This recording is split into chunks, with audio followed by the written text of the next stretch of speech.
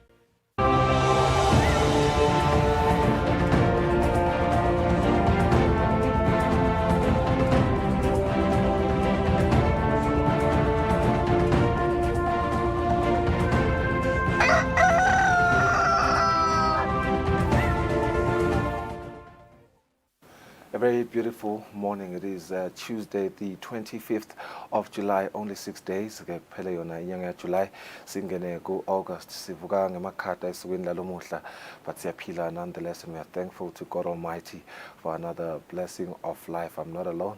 I'm with the lovely Lungelele Makakula in pink pants and a beautiful colored blazer today. You're looking colorful, but makhata langephandle. Yeah. At least you're bringing light into the studio. How are you? I'm great. I'm good. How are you this morning? Doing very well myself. I can't complain. You You know, I was very touched yesterday at Dolopeni and Babani Bona. A lot of people were fage short sleeves. I think a lot of people don't sensitize themselves enough.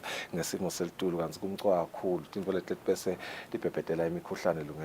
a couple of weeks ago, strong. They were even thinking it's COVID-19. So we do urge people to really take note of appropriately. Yeah, Kunjala, thank you so much for joining us again. And the show, you can also watch Kusile Breakfast Show kona ka YouTube pakasendele thule bale Eswatini TV. Sanvisela sana mungala se 25th of July. Sesiyanga khona ku emnyakeni wa 2024 kusele nje kancane sifisa. Indeed, only 6 days before August. Yeah. I know. It's literally the last quarter of the year, so it's quite interesting ukuthi solo sibusisekile ngempilo lungelele sibedlela nje lonyaka ngaze ngengiya sibedlela, and that's a blessing indeed. Thank you so much for joining us today. Lomuhla ekseni, we have an exciting show.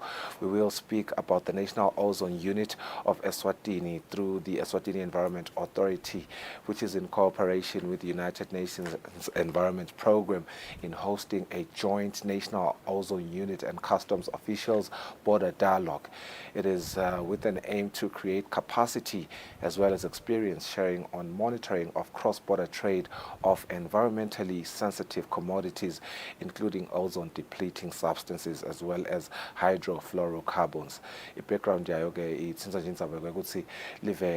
is a signatory to the Montreal Protocol on substances that deplete the ozone layer, as well as the Kigali Amendment of 2016 on the phase down of hydrofluorocarbons. Trading parties are urged, therefore, to work closely with their neighboring countries to harmonize their processes in terms of controlling the movement of these substances across their borders. Now, this calls for regular meetings as well as sharing of experiences and on common challenges encountered and how these can be resolved in collaborative manner. With the adoption of the Kigali Amendment and inclusion of more substances under the control of the Montreal Protocol, working collaboratively with trading parties has become critical, and therefore this is why Eswatini is hosting this year's dialogue. If the objectives of the protocol and environmental sustainability are to be achieved, detection of smuggling schemes as well as apprehension of smugglers, it will require collaborative and concerted efforts from both exporter and importer countries, and the objective of border dialogue is to facilitate such. We will further this conversation with Tabile Dlamini. She's the Air Pollution Officer with the Eswatini Environmental Authority. In about 20 minutes. Okay, stop nje sikhulumisane nalabasuka emaphoyiseni Real Eswatini Police Service lohlangothi loma scuba divers lamhla kamhlaba wonke ukubhala usuku lo World Drowning Prevention Day. This day was declared in April 2021 by General Assembly resolution and it is held annually on the 25th of July. Ngazike njalo ngeminyaka emhlabeni wonke kwemuka abantu labangu 236,000 lokwenda i-drowning ukuthi ibe yi-major public health emhlaba wonke. Lena ke imibiko lesuka khona ka WHO eyaveda ke ukuthi drowning is one of the leading causes of death globally for children and young people aged 1 to 24 years. Drowning is the third leading cause of unintentional injury death, accounting for 7% of all injury-related deaths. Lapha iveni ke eminyakeni wa 2021 emaphoyisa asibikela ukuthi cases abantu labemuka bebangu 36 kuphela iminyaka wa 2022. In January 10, 2022, there was a case of a 19-year-old boy who drowned while swimming at Ngwempisi River abebhukusha nje nebangani bakhe. Kanti ke ngeminyaka wa 2022 January 12 kanye na January 13 kwabekho ukuthi there were 3 recorded incidents reported in various parts of the country. One of these was that of an 11-year-old pupil from Otwandeni Primary School. Loko ngumdumseni Mthumkhulu was doing grade 5 wadrowna eLusip 1 Canal emaphili ngo-Andasi Phofaneni Nkhundla. So silabe sikhulumisana nje na Sergeant Nomcebo kufaka abantu njengalama cases ukuthi abenganani ama cases labikiwe nje kulomnyaka lo setulu nekusensitize nje sibe samaswati ngebumgcoka ukuthi baphephe basamikisa abantu ababo ukuthi bayobhukusha wona. Sesibonile nje ukuthi ama cases vele akhona maningi emhlaba wonke. So silabe sikhulumisana nabo at 4:07 today. Lolo singena ku spring yalo. Very soon it's going to be summer. We are expecting a lot of rains and the conversation that nayo is very critical ekutheni abantu babe sensitized ukuthi abakuyobhukusha imifula itawugcwala kakhulu lesama lesiya kuya simo selitulu ke njengoba sigucugucuka sitha nema adverse effects lamakhulu lihleli na kakhulu lihleli ngani at all but siyevalwe ukuthi this summer we are expecting heavy rains, so it is quite critical ukele ukuthi uyilalele conversation yalukelele latawuba nayo nemaphoyisa empubeni sive. I think Right, we should have our paper run by now. Yeah, it is ready. Times of Eswatini.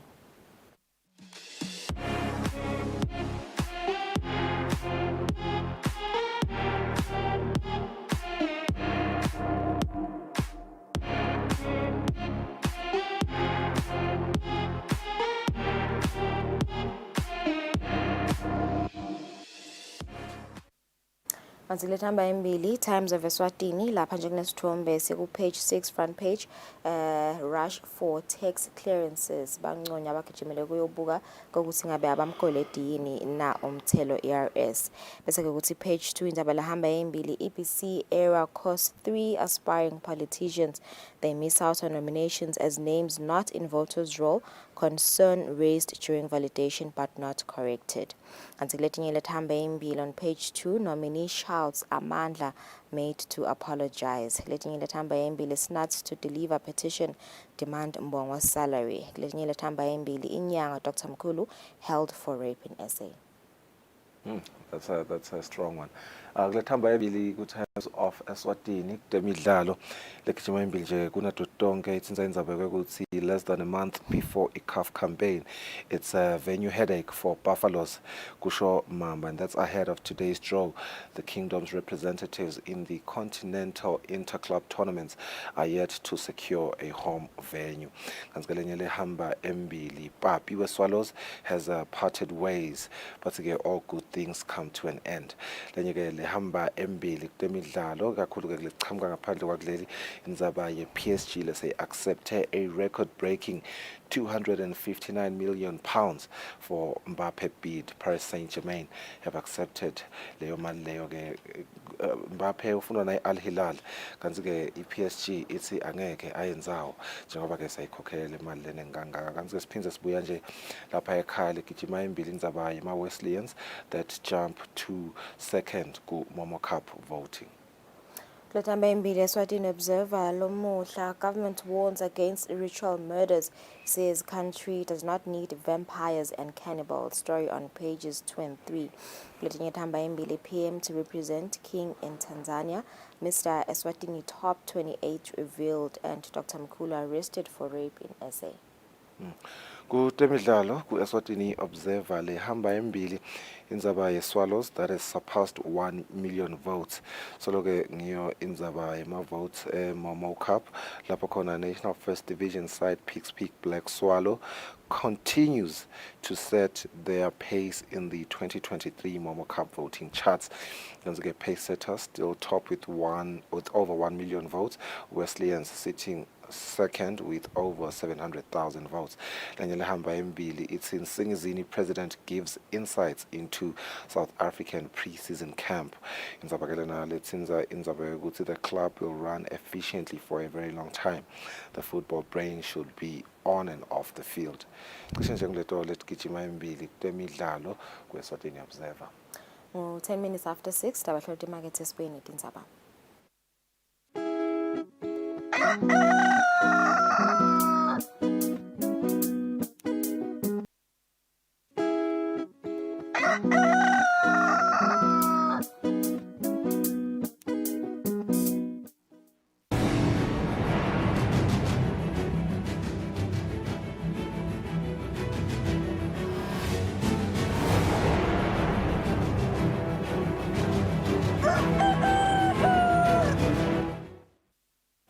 Asiphinze sinimukele sakuvusela nawo losanza kuzivulela sitawubuka nadidi indzaba.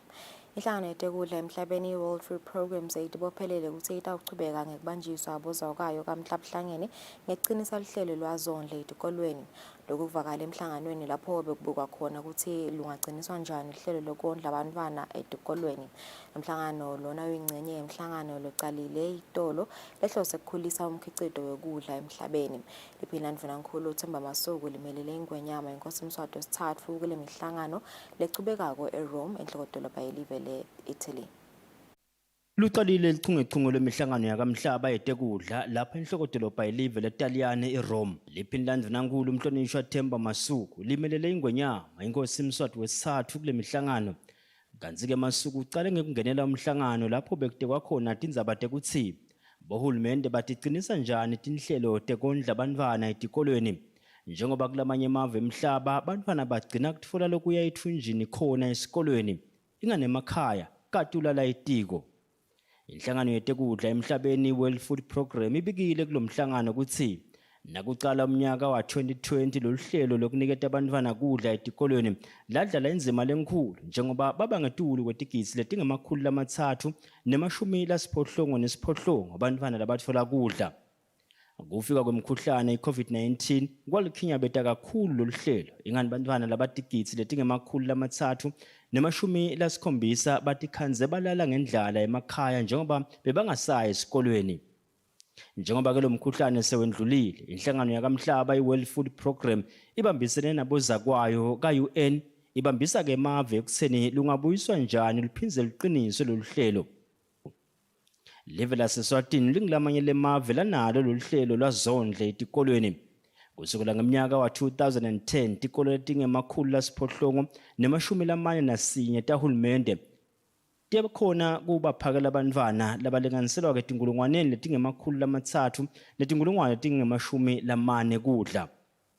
Kanzi-ke nasihlanganisa lo mbiko liphindla ndvunankulu belikadze-ke lingenela umhlangano lapho bekuvulwa khona ngalokusemthethweni umhlangano lomkhulu we-Food System Summit lapha eRome. Lo mhlangano uvulwe ngumabhalane wamhlabuhlangene Antonio Guterres lochazile kutsi emave lasathutfuka ngeke akhone kusekela tinhlelo tekukhicita kudla lokwenele ngaphandle kokwesekelwa ngetimali. Ndvunankulu welive leTaliyane Giorgia Maloni naye ukhule watehlela kuRussia ngekuphuma kulezivumelwano indvelatsi ibeka impilo yebantfu labaningi emhlabeni engotini. Umbiko uhlanganiswe ngeLinkedIn Gule ngiseRome enhlokodolobha yelive leTaliyane. Ndvunankulu Cleopas Dlamini uphumile kuleli walibhekisa eTanzania lapho wayomelela ingwenyama inkosi Mswati wesithathu emhlanganweni wemave ase-Afrika wabaholi bemave lobuketa indzaba lephatselene netisebenzi i-Africa Human Capital Summit. Lo mhlangano webaholi bemave livekati le-Afrika utawukhulumisa bumcoka betisebenti pheceleti human capital esigabeni sekuthi bohulumende babukisise indzima ledlalwa tisebenti ekutfutfukiseni umnotfo kanye-ke nekwesekela nje tona tisebenti. Lo mhlangano utawusita kutsi kushiyelwane lwati kanye-ke nekucinisa kutibophelela kwalamave etindzabeni tetisebenti. Siqubulo salomhlangano sigcile kakhulu ekutfutfukiseni bantfu kute bakhone kukhulisa umnotfo nekubuka-ke ematfuba lakhona latawusheshisa kutsi kunciphe kusolakala kwemfundvo kanye-ke nekuvala tikhebesi letikhona tekwesolakala kwemakhono kubomake nebantfu labasha njengoba elibhange lemhlaba litfole kutsi 89% webantfwana ivekatini le-Afrika abakhoni kufundza noma kucondza tintfo letibhaliwe letimelula. Ndvunankhulu Cleopas Dlamini njengoba umelela ingwenyama utawuba yingcenye yetinkhulumo letibuke kutsi bohulumende balungele kanganani ekuthenini bafake umfutfo ekwesekeleni temfundvo kanye-ke nebantfu labasha kutsi bakhicite. Lo mhlangano wemalanga lamabili ubhekeke kutsi uvete bumcoka besidzingo sekuhambisa embili tindzaba tetisebenti kutsi tikhule kuphindze-ke kukhulunyiswe netinkinga letikhona. Lo mhlangano ufika nje live leSwatini licedza kusukumisa ngalokusemtsetfweni luhlaka lesivumelwano sekusebenzisana emkhatsini weleswatini nelibhange lemhlaba leminyaka lesihlanu lolubuke kutfutfukisa tinhlangothi letahlukene letfaka ekhatsi netemfundvo. Tindzabeni kubika Sondomlangeni nginaThemba Shabangu esikhuphe.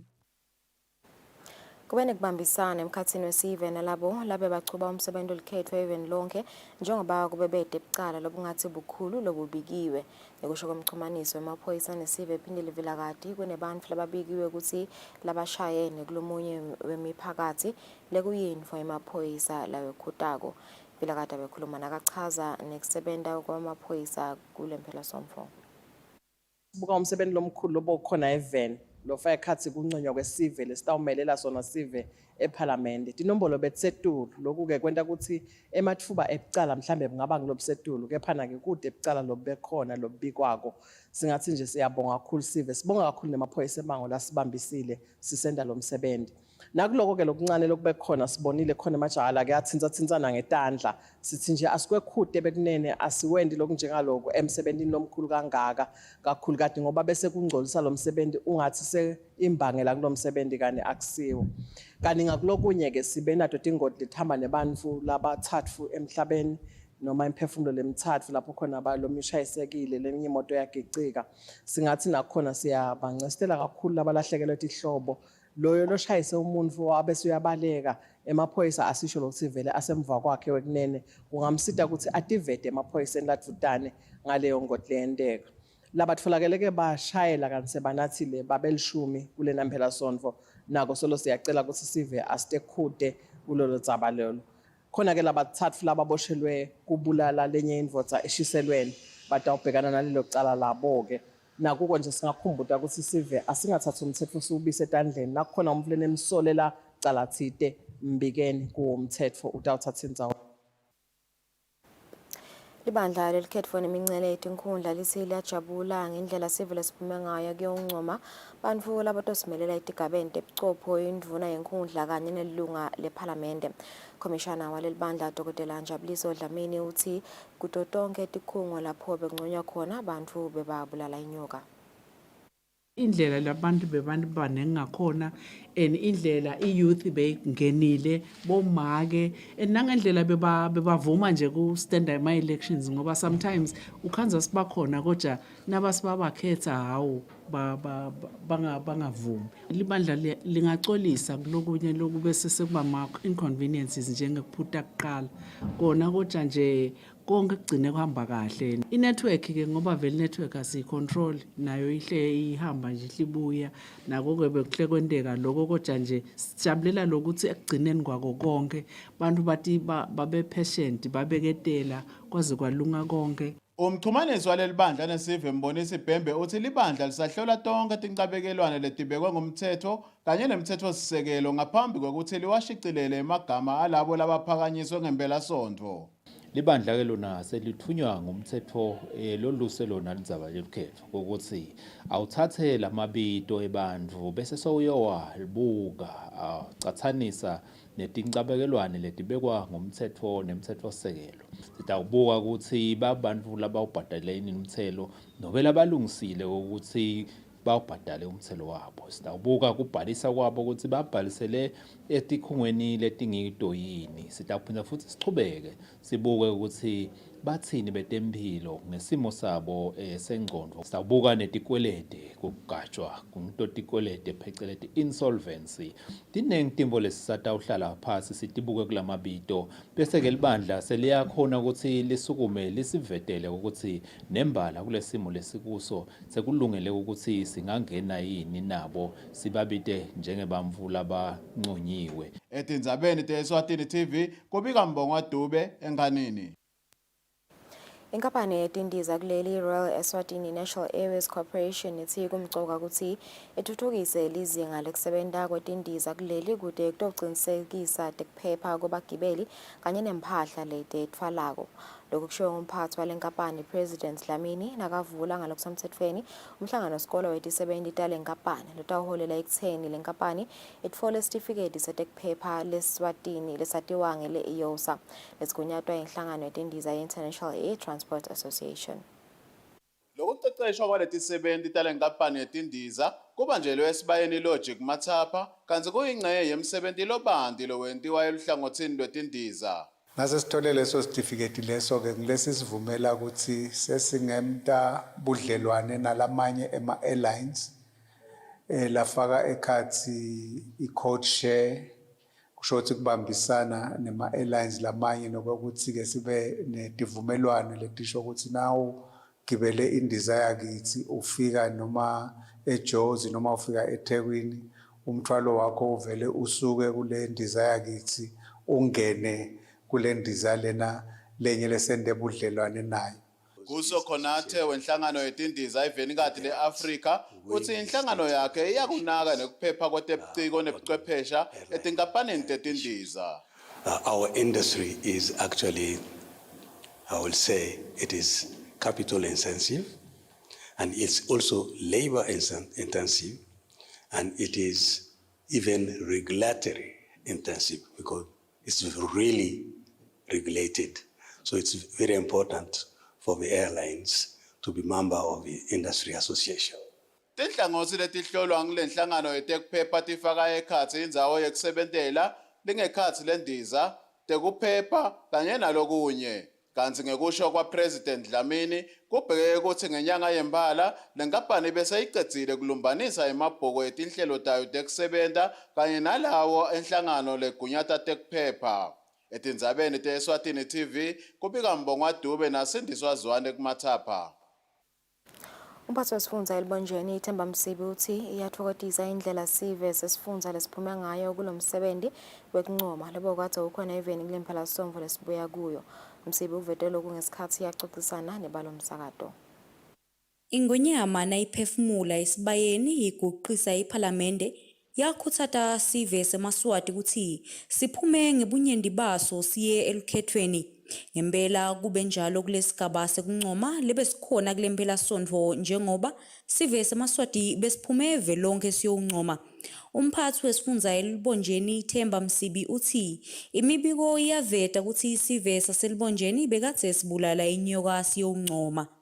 Dumitha imbiko lesitholile njalo isho kona ukuthi kuhamba kahle kakhulu nesive saphuma umuntu ongathatha ithuba kusibonga sizeselibombo sibonga hayi ukuthi sesiqedile sibonga nje ukuthi kulokuqala iphumile bese bheke ukuthi siphinde siphume nakuya kuma-primary election.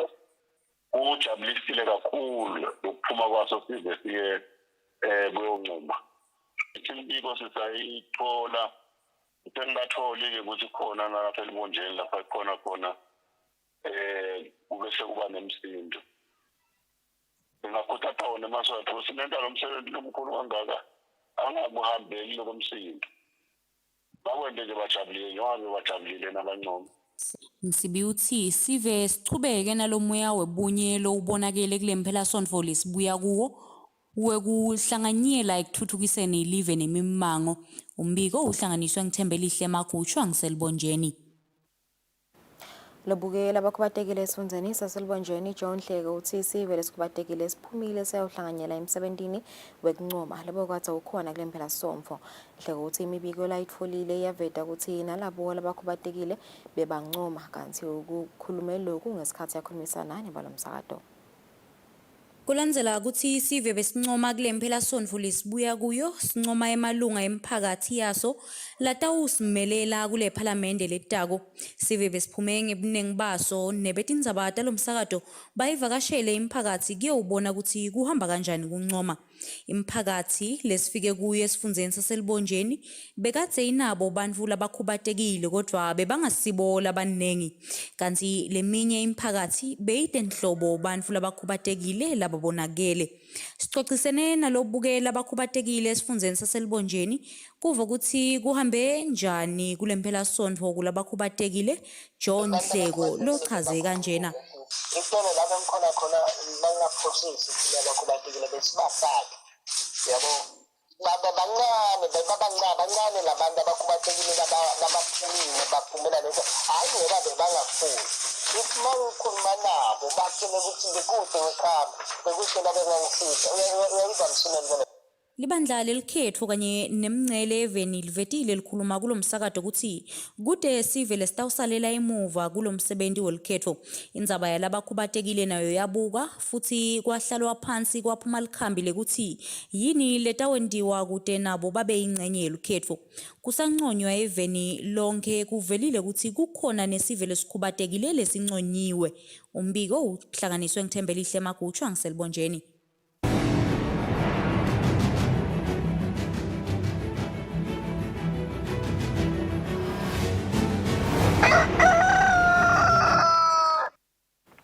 Kutemidlalo Temsandiwane lokhulumela inhlangano lengamele inhlangano tetemidlalo lapha eveni uthi kunconywa kwabantu betemidlalo likhethweni lahulumende lomusha kuyinkomba ukuthi temidlalo khona inzima letidlalayo etimpilweni tebantfu.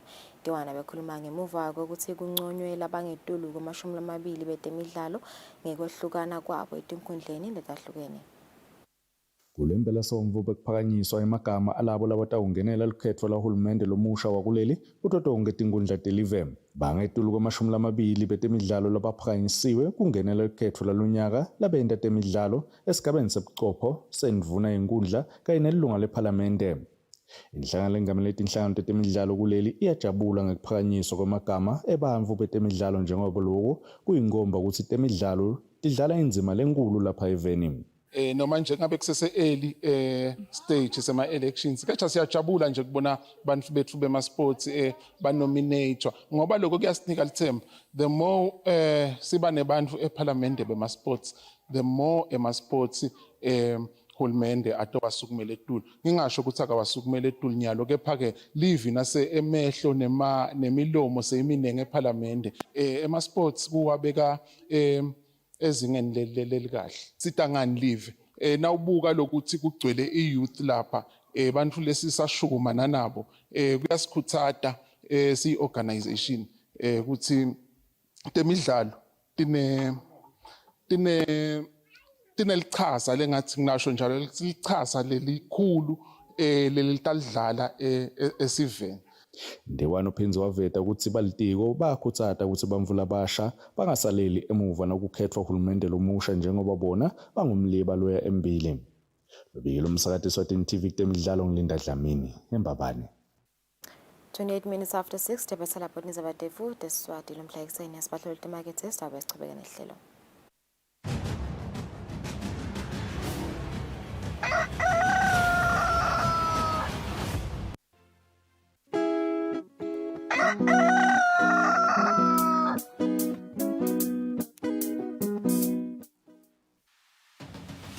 What do you think the best part of traveling is?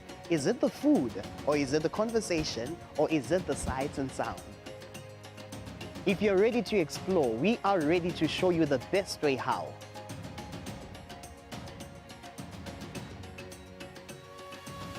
We'll give you access to the best luxury getaway sites in the Kingdom of Eswatini and of course show you vacation sites that suit your budget because you do not need a lot of money to actually have a great time.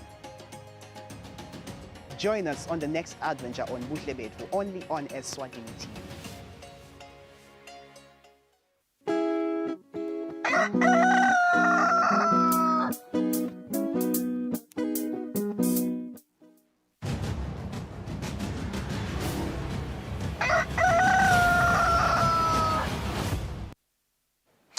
Minutes after 6 ngolelo muhla siphindze sikwamukele lihlelweni livela kangwane nalamanye emave labomakhelwane lamane basemkhankasweni wekucinisa kusebenzisana mayelana nekungena nekuthengiselana kwetinfo letikhipha umoya lolimata lidvadvasi pheceleti ozone layer.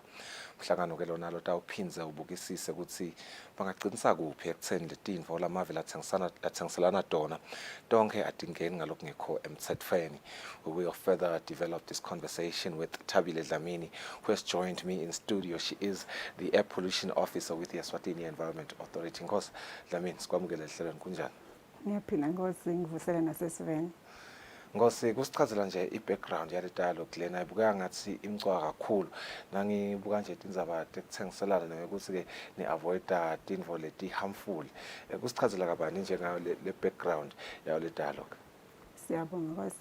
Mdansi umhlaba utawukhumbula ukuthi livela kangwane latimbandzakanya ngaminyaka 1992 ne-Montreal Protocol leyendelwe ukuthi inciphise kwakhiwa nekusetshenziswa kwaletinfo lesisebenzisa emafrijini sikubita ngema-refrigerants noma bogesi bemafriji. Ngoba labo gesi labo bakhanzakala ukuthi ngibo labalimata le-ozone layer njengoba bowushido.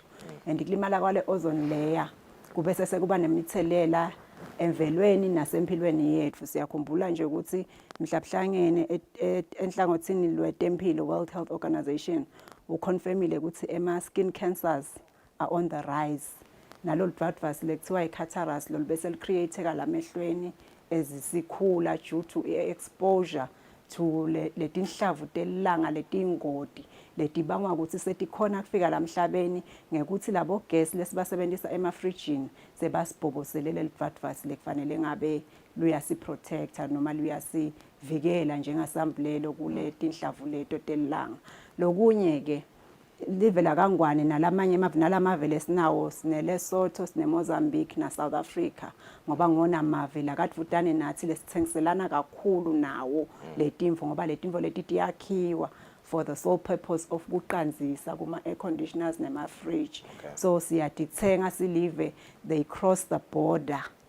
So siphindze satimbandzakanya nalenye iamendment yale protocol nga2020 iKigali amendment. Let amendment leyo ingeta more substances under the control of Montreal Protocol. Lokusenya sekukhulisa lo msebenzi we-customs emagedeni ezibasibukela letimfo ngoba matingena emagedeni environment ude i-presence emagedeni. So baka-customs sisebenta nabo siphindze sisebende ngabo emagedeni ngoba ngibo labasibukela kungena kahle kwaletinfo ngema-licenses lakafanele ngoba atingeni sinoma kanjani nekuthi kuvimbeke lo sekubhenishiwe mhlaba wonke through the protocol and also through ema-regulations elive lesithi ngema-ozone depleting substances regulations 2003. Angabe ke umuntu nje lo fana naSifiso Nxumalo lo Liswati regular citizen yena angadlala inzima lenjani? What are some of these things that perhaps I can find myself purchasing ngoba niyaveta ukuthi kunetindzaba tabo trade lana sitikhanza sithenga ngivile indzaba ye fridge. Angabe what are some of these other things lesingathi khanza ukuthi siyadisebenzisa to exacerbate lenkinga lena? Ungusifiso Nxumalo nje awutitsinzi letinfo labo sigujana nabo gas bemafriji utsinzelwa ngilo lokulungisela ifriji noma lokulungisela i-aircon noma loku-installelako. Siyathi ukuthi kucanza is one of the highest growing industries globally. Yes. With the increases in temperatures the need for cooling iyakhula nayo. So nanyalo la kangwane nje wonke umuntu ekhaya sekude swathi leli fridge cishe ngalokuthi na gesi usabalele laveni lethu. So wena ukuthi wathi sesicalile siyasifundisa sive ukuthi as we move from lama gesi lalimatalifafasi laphinze asibangele kugucugucuka kwesimo selitulu we are saying we are phasing them out ngelwimi lale protocol. Sikungena emagesi lamasha. Nakangwane nje sinayo i-manufacturer yema-fridge. Ayisabasebenzisi labo gesi labatsala. Sibambisene nayo na UNEP sayisita yashintsha lokukhicita kwayo. Sebasebenzisa labo gesi that the whole world is moving to. Lesithi ngema-natural refrigerants akalimati ilibhafasi aka-contribute to climate change. So sizama kufundzisa sive ukuthi yadi ifridge yakho kulama-fridge lesekangena manje. Ungayisayithengi nje ifridge lebhalwe lapha kulesigujana lesincane lapha lekuthiwa i-compressor la kunalo gas khona lobhalwe 134A ngoba le gas leyo sesicalile senda njani siyayinciphisa ezilive nemhlaba wonke. So lokuyinciphisa kusho ukuthini si-controller lama amounts la importwako ngilapho ke customs comes in. Therefore the need for the dialogue ukuthi bakhumbule ukuthi ayacontrolwa amounts mangabe sifisa oncumalo nje uyi-importer le registered ukuthi ilethe le timvo. 1 akadilethi without i-license lephuma ka-Environment Authority. 2 uletha only the amount, we call them quotas la ka-allocatwe wona. So kumcoka lokuthi baka-customs baqhubeke ngekusibukela kamadima kuloko phindze lokusebenzisana nemavela advudane kunekuthi i-South Africa for example isikhathi esiningi importer kuyo thina. Itawuthi mayibika kamhlabuhlangene in terms of data reporting ithi Eswatini simphumelele 50 tons of R22. It's one of the cases. Thina ngalana masi-reporter ukuthi si-importe from South Africa sisi-importe 20 tons.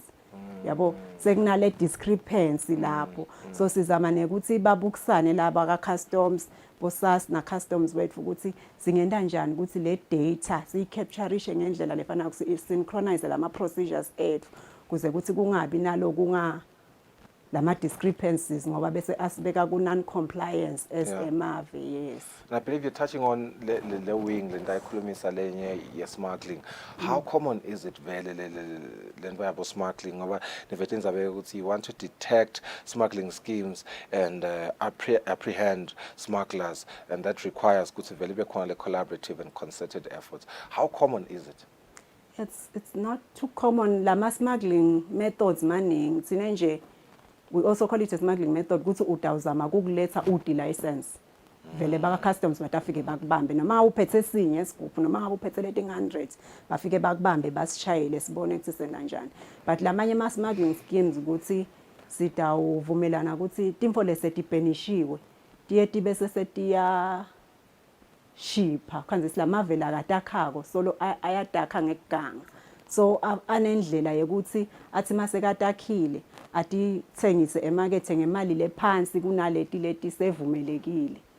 Yes. So mangabe nawo uthola iproducts lethengiswa ngemali lephansi uyathi ukuthi udayisha iprofit angithi. Ukhanze ukuthi sebazama kuletha leti info leto lesetingasafuneki. So customs ke unendlela yokuthi sikhola ngema identifiers. Mangabe bane suspicion mangabe khona labakusolako kulomthwalo wakho bavumelekile ukuthi bawuvule ba break ngisho lama seals bawutest. Lokunye ke labamfu labatakhako letimfo sike saba nayo nje case la kangwane bakubhale bakufaka ebhodleleni lalo lokuvumelekile bakubhale ngathi we call it mislabeling. Yes, ngamabomu uyabona. Wafika customs and it was a big consignment about 3,000 kg. Wow. Yangena inland depot wakhathi customs khona la ngakuthembi lawo environment asuthe sibukisana saba sesiyakutesta 98% of lolo kungasiko ngilolo kulabhodleleni but ibhodlela nema declarations nako konke kuthi 134A which is allowed and lo muntu unayo license yekuyilethi 134A but what is inside is not. So sibukisana lokho ukuthi as much as sadi ukuthi umsebenzi wabo egedeni munengi siyawati but naloku sicela bakubukele because we don't want our country to be known ukuthi ama-borders akhona aporous ngena noma ngabe yini sithi Kansas live simuke leti info leti taslimata kusasa not only in terms of compliance but in terms of our environment and our human health as well. You did mention, Gutsi, the target audience with this dialogue is about 4 countries. You counted the Kingdom of Eswatini, you counted Lesotho, Republic of South Africa, Mozambique. Yes. Am I correct? Yes, yeah, I want to know who are going to be the speakers. What are some of the developing engagements around this program? Okay, so tikhulumtefu sihloniphekile nje kakhulu ukuthi sinayilo mele UNEP regional network coordinator with my Anglophone countries, the English-speaking countries in Africa. Babe Patrick Salifu is here with us. Nomnyeke lo besikhulumi ngilomelele customs wethu ubhekamelele Commissioner General Babel Kele na Executive Director wase Eswatini Environment Authority. So some of the things that are emerging, bazama kubukusana the common challenges that they experience as they try to monitor these substances and enforce the regulations on our behalf. What are the common challenges, and disbelieve ukuthi lo mhlangano utawuphuma nema solutions on how we can tackle those challenges going forward. Njengoba sengishito nje ukuthi sekungedeke ema substances lamanengi under the control. Kusho ukuthi nale vigilance kufanele salenda njani ikhula as well to be able to ukuthi sithi regulate leti info singadikhanzi semukela tinfo letingasito njengemave. Yeah, the Montreal Protocol, Montreal Protocol, for us being a signatory to it, this is why this dialogue is culminating itself. I know it's a ripple effect in climate change. Just give us Leo overview the dialogue. What are some of the effects about climate change? COP27 last year, we'll be going to COP28 very soon. So climate change now is an urgent issue. So if this dialogue in the middle with climate change, if not addressed, okay, lama substances lesikhuluma ngayo anemthelela lomkhulu ku climate change nje. Because njengoba ngishito ukuthi kune amendment lensha iKigali amendment ratified November 2020, lama substances lewangetako under the control of the Montreal Protocol akayideplete ozone layer, because all along besikhuluma ngema ozone depleting substances. Wona now asebenda kanjalo ngema refrigerants ngema gas, but wona they are strictly greenhouse gases. Greenhouse gases are the gases that cause climate change, and they have a very high global warming potential. Climate change to climate change impact is carbon dioxide. Yes. Carbon dioxide has a global warming potential of 1. These substances have global warming potentials of up to 8,000.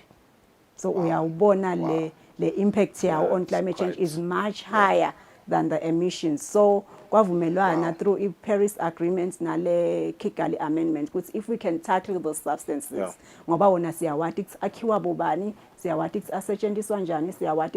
substances that are traded with.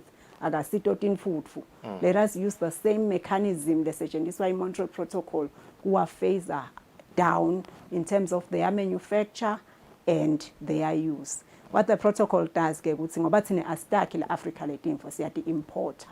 So it says we have equal but differentiated responsibilities. Right. So my timelines ukuthi sinciphisa kanganani kuze sifike le ekugcineni ku zero la kufanele sifike khona icala ngalamavela atakhako.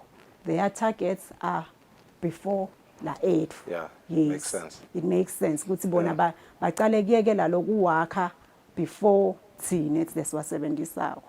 Yes, so unemthelela omkhulu kakhulu climate change, because there's a belief here ukuthi it will help us achieve the Paris Agreement objectives of keeping its temperature rise below 1.5 degrees Celsius. I think that's a perfect segue to ECLIP, the Preparation United Nations Environment Program, which speaks on the Montreal Protocol, which is one of the most successful universally ratified environmental treaties. And an example of it is the success of it, really. We do have a clip that we prepared that we're going to play from the United Nations Environment Program. Let's take a look. In our long history, there is one unprecedented act of humanity in which every country on Earth came together to protect the future of life on Earth.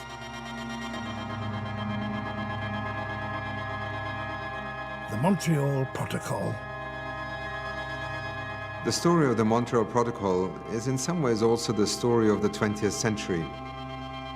Something that was a great invention, namely a chemical chlorofluorocarbon, had unintended consequences that suddenly became a planetary problem. It all began with a good idea. In the 1920s, coolants in refrigerators were so toxic that a leak could kill you. So we invented safer chemicals to do the job, CFCs. The wonder chemicals of the 20th century. They were so versatile, people's lives were transformed.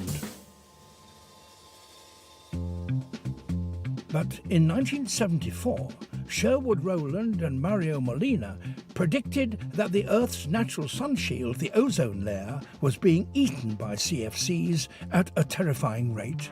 We felt a great responsibility to actually warn society that something could happen. All eyes turned to the ozone layer. And sure enough, there was an enormous hole in the stratosphere.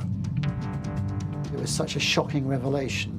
Over half the ozone layer destroyed above Antarctica in a decade.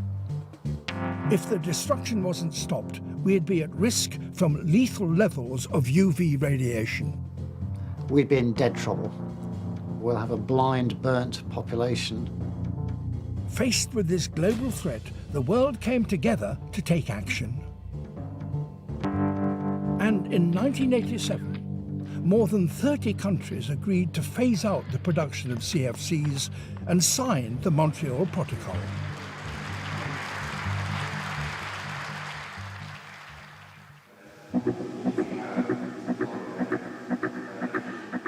Over the 3 decades since, the rest of the world's nations have signed up. Together, they've taken on the greatest planetary repair job ever attempted. It's absolutely terrifying to work on a project that's so important because you know that failure is not an option. Making the Montreal Protocol a success has taken brilliant minds. We are working to protect human life. It has taken determination. It has made more progress than any other environmental convention in the world. If the countries of the world engaged in similar deliberations for every issue that faces our world, I would be very happy. And it has taken ingenuity from an extraordinary global community. We always have our disagreements, and at the end of the day, we have our agreement. And it has worked. With CFCs banned, the ozone hole is healing. Now it's time to take action again. You need passion, you need leadership to change the Montreal Protocol into an even better treaty. Victory is within our grasp. There's only one Earth. We have only one Earth to protect. We cannot lose this one. Once more, we must come together to protect the future of our planet. This united effort protects human and ecosystem health by allowing the ozone layer to begin the long process of healing. But the Montreal Protocol also plays a key role in fighting another major planetary challenge, that of climate change. On World Ozone Day, I call on every nation and every business to work tirelessly to meet the goals of the Kigali Amendment and to help build a better and cooler world. Calling together all nations to come together, to work together. I think this is what Eswatini is doing with these other nations. Just briefly, before Sprume, about since what are some of the recommendations? World Health Organization recommended due to lesimo se ozone layer right now, lesisilimele, lesis exposure to letinhlavu telanga letingoti. My chances ukuthi si develop kukhule skin cancer cases ayanyuka, and evidence has shown ukuthi vele mas cases skin cancer sekakhulile. So by recommended what I call the UV index that they have developed for each region, ngoba lelanga lishisa ngekwehlukana in different regions of the globe depending on where you are. I think the closest that I know to us that was determined was Cape Town. But ilanga mase lishisa kakhulu nje emini latulu, the safest it is for you to be in the sun directly is 12 minutes. Wow. Beyond 12 minutes, so the exposure to chances of developing skin cancer. Wow. So as much as ilanga selidzinga But so I think that's a perfect conclusion for our conversation. Thank you so much, Dlamini, for your time this morning. The Montreal Protocol is one of the most successful universally ratified environmental treaties, an example of successful multilateralism. Without the Montreal Protocol, it is estimated that the global ozone layer would have collapsed by the mid-21st century with devastating environmental implications. Assuming compliance with the protocol, scientists estimate that the ozone hole is now expected to gradually close, with ozone returning to 1980 values by the 2060s. But there is more to be done. The Kigali Amendment to the Montreal Protocol aims to phase out so-called HFC gases. Compliance with the amendment will avoid up to 0.4 degrees Celsius of global warming over the century. The full adoption may even double its impact on climate. We do want to go for an ad break, but there's a clip for a heat wave that we want you to watch as we segue into an ad break. From Spain to Lebanon to the United States, the heat keeps breaking records this summer. The World Meteorological Organization attributes it to global warming. Buongiorno. On Sunday, Pope Francis shed light to the suffering climate change causes to many living beings around the planet and the urgency to fight it. I renew my appeal to the leaders of the nations to do something more concrete to limit polluting emissions. It's an urgent challenge and cannot be put off. It concerns everyone. Let us protect our common home. Unhoused populations and anyone who isn't used to long periods of scorching temperatures could be at risk, warned Palm Springs, California Mayor Grace Elena Garner, who was interviewed by ABC News. When your body isn't used to these high temperatures, it can go into a shock. So if we don't act now, if we don't make sure that we're putting in the actions that we need to reduce the impacts of climate change, we are just going to see this get worse and worse. Asked on ABC's This Week show whether climate change is a national security threat, Republican Representative Michael McCall replied, "The climate is changing. And when you have arid, Africa, for instance, is becoming more and more arid, which, famine, breaks out of that. Terrorism breaks out of that, those conditions." Last week, China and the United States, the two largest emitters of greenhouse gases, resumed talks on how to tackle the problem. But there were no breakthroughs. It will take a concerted effort to make a difference, said Washington State Governor Jay Inslee on ABC's This Week. This is a solvable problem, but we need to stop using fossil fuels. That is the only solution to this massive assault on humanity. Forecasters expect the heat waves to continue for several more days, if not weeks, in various parts of the world. Veronica Valderas Iglesias, VOA News, Washington.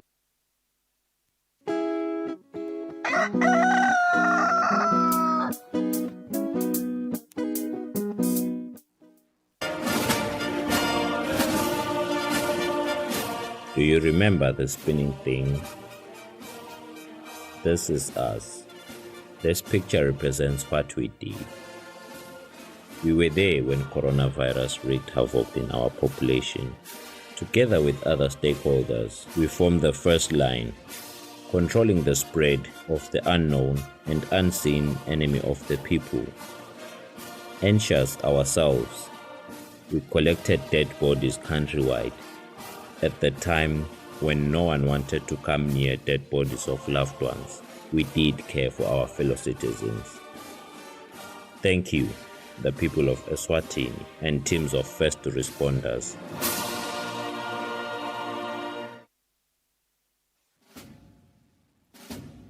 Lesi sikhathi lapho khona emaphoyisa agubha kuba khona kwawo eveni. Kulapho kukhuthazwa khona sive ukuthi sike sihlale phansi sibuke bumcoka bemaphoyisa empilweni yabantu. Siphindze sibuke indlela letinsha tekuphepha kubo bonke bucala lobuveta sihloko.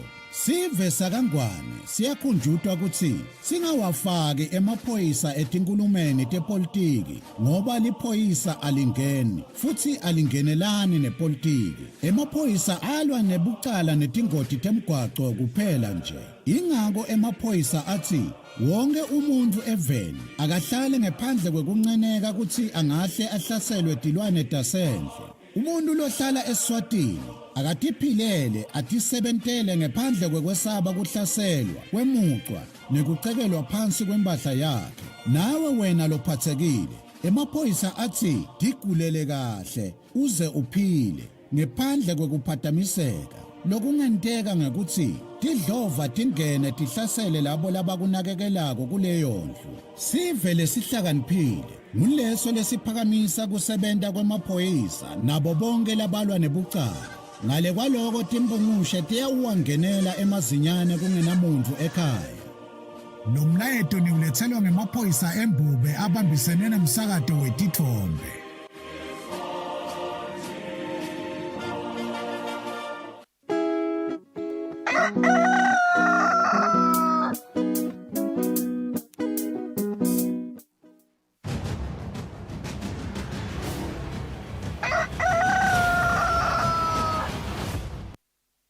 Asifundise sinimukele lesikhathi isitabuka simo semgwaco na Sergeant Gula sivusele kulo nomhlekuseni ngabe khambeka kanjani emigwacweni elibe.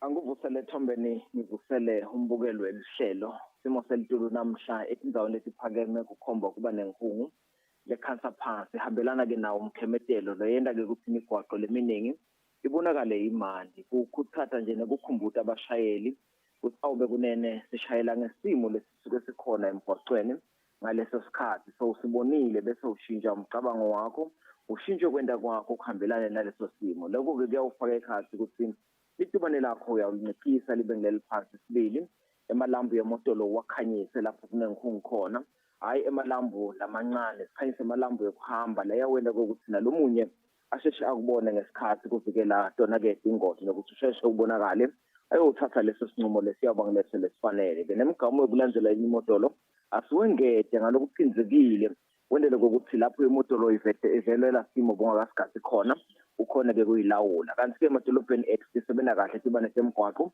lesingakuphawula nje ngiyemigwaqo lesolo yalikhiwa even lefake ekhathi imigwaqo lapha etule edolobheni elikhulu laseMbabane umgwaqo lo ngisozisa road losuka lapha eTotal Gardens uyawufika khona lapha ngoba building ngoba ke bonando uvelele lapha epolice station lensha kanjalo ke futhi nemigwaqo lo ngumakhosi khosi usuka khona lapha ka Delta uhamba indasi kwalapha eCentral Bank uyofika lapha eChinese Embassy nakuleyo mgwaqo loyo bekunene siyanqibisana sisebenzisa ke umzila munye lapho imoto lo tiphambana khona nemigwaqo lo lapha ngenhla nawusuka emsakadweni uyaqhamukela khona lapha kuBosity nawo leyo mgwaqo loyo uvaliwe ingcenye yawo bekunene siyakhuthatha ukuthi njengoba sesibonile ukuthi umthamo wethu imotolo ikakhulukazi lapha kusozisa road lokusidala lesisuka lapha kuBocheckers siyofika khona lapha kuTotal Gardens lo mthamo wethu imotolo lapho usedulu kakhulu bekunene siyacelela ukuthi asizame kusebenzisa lesinye italati ukuthi uhambeka nekokuthi ke siphinde sinake khona labahamba ngezinyawo lapho nabasifikile ukuthi nabo bewele ngendlela leyo bangileyo lephephile idolobha la kumasipha namanzini liyahambeka kanti lapha enhlangano na uhamba ngemgwaqo lo MR9 bekunena sijinge sicaphele lapha kubomehlobovu na uyofika kahlathi ukuthi nakhona umgwaqo solo uyalungiswa una stop and go lophakanyisiwe lapho kanjalo futhi nasedolobheni elikhulu lasenhlangano sijinge sicaphele njengoba umgwaqo lo suka lapha eMathendele uyofika khona lapha kafaya kuwe umgwaqo lo MR9 solo ke udekelelo tiyela siyawufike sinake injengoba kuphakama wona eMarch langabe ingoti kuloyo leyakulandzela nokuthi ke bekunene sijinge silehlise lelitumane wathi sekunakhona indzawo lephithela bona labo labahamba ngezinyawo ikakhulu nyalo ekseni lonye ihlangothi asijinge sikukhumbuze ukuthi nemigwaqo losuka enhlangano ubheke khona lapha ku Royal Casino umgwaqo lo MR11 nakuloyo mgwaqo loyo bekunene solo uyakhiwa sisinja sichubeke emalangeni lamahle sishayele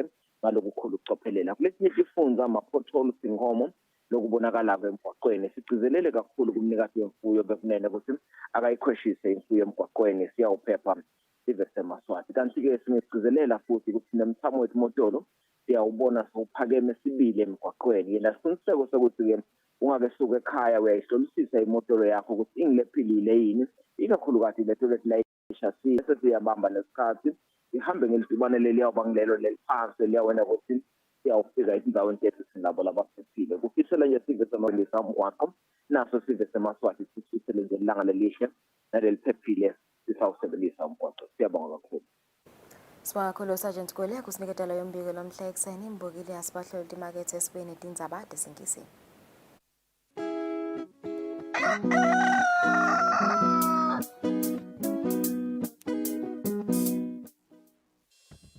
We at Eswatini Television Authority are committed to observing the Eswatini Communication Commission's Broadcasting Code of Conduct.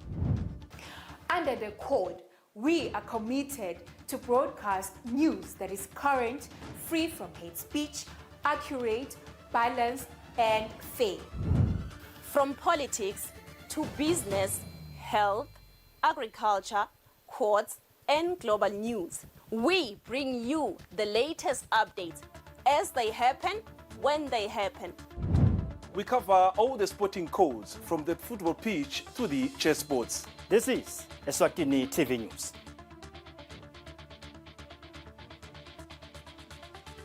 Eswatini Lifestyle is all about inspiration, drive, and swag. Eswatini Lifestyle is informative and fun while covering all aspects of life, be it people, places, and trends in the kingdom of Eswatini. We got you covered. The focus is on the quality of life. Eswatini Lifestyle will spark your interest. Catch Eswatini Lifestyle every Friday at 7:30 p.m. on Eswatini TV, Sibugo Semaswa.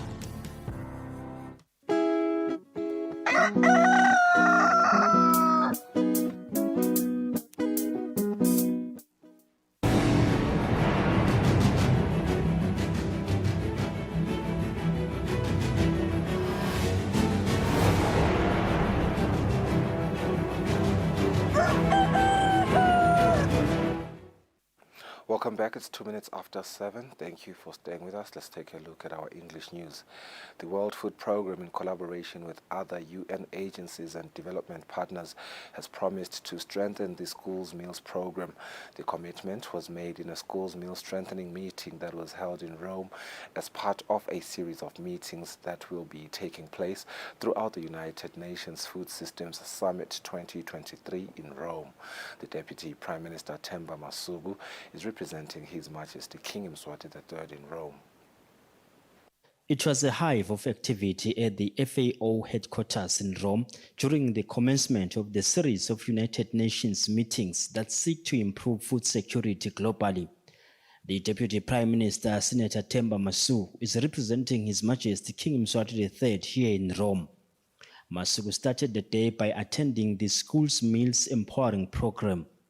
WFP reports that some children, especially in rural areas in most developing nations, only have 1 meal a day, and that meal they get from school. In 2020, the program assisted about 388 million children with food. However, with the emergence of COVID-19, about 370 million children worldwide had no access to food since schools were suspended.